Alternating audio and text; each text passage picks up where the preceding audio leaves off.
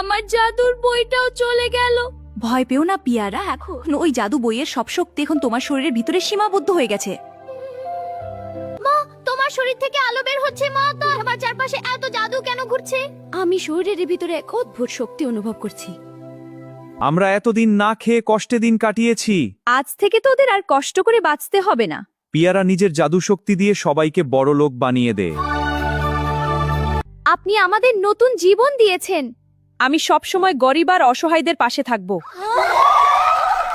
জাদুর বই, আমি চাই পুরো পৃথিবীর সবচেয়ে বড় লোক হতে। এটা কাজ করছে না কেন? না, এটা হতেই পারে না।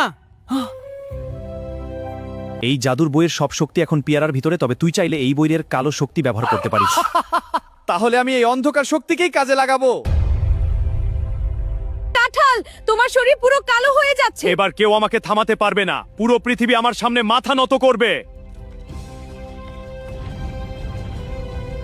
আজ পিয়ারার সব শক্তি শেষ করে দেব।